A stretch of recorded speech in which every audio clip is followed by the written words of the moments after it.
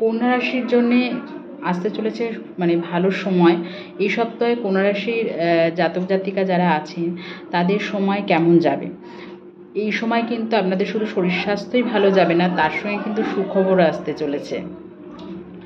যারা ব্যবসা করছেন তাদের ক্ষেত্রে কিন্তু চ্যালেঞ্জিং সময় আসতে চলেছে। তাদের অনেক চ্যালেঞ্জের মুখোমুখি হতে হবে বা শত্রুর মুখোমুখি হবে, কিন্তু সফলতা কিন্তু আপনার জন্য অবশ্যই অপেক্ষা করছে। সুতরাং কন্যা রাশির জন্য এই সপ্তাহে কিন্তু ভীষণ ভালো সময়, হাইপার টাইম বলতে গেলে।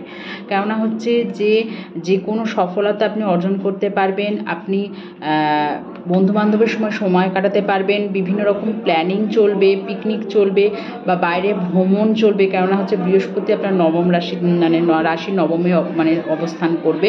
সুতরাং আপনাকে কিন্তু এই ধরনের ভ্রমণ, সঙ্গ, বন্ধুদের সঙ্গ আপনি কিন্তু পাবেন।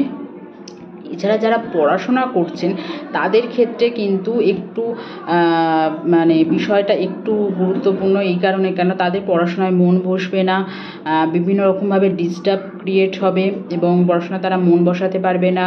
যে কোনো রকম শারীরিক অবনতির জন্য পড়াশোনা মানে বাধা পড়বে।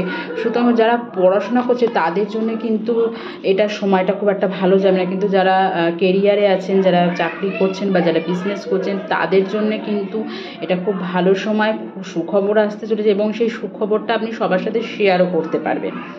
তাদের সুতরাং খুব ভালো সময় আছে। যাদের পড়াশোনার দিক থেকে, যাদের বা ব্যবসার দিক থেকে যে সমস্ত শত্রুর দিক থেকে আপনারা যদি সমস্যা পড়েন, সেক্ষেত্রে কিন্তু আমি বলবো যে ওম নমো নারায়ণ নমো এই জপটি করতে থাকুন।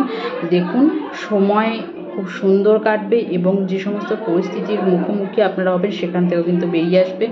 এবং যদি ভিডিওটি ভালো লেগে থাকে অবশ্যই একটি লাইক, শেয়ার এবং সাবস্ক্রাইব অবশ্যই করে দিন। নমস্কার।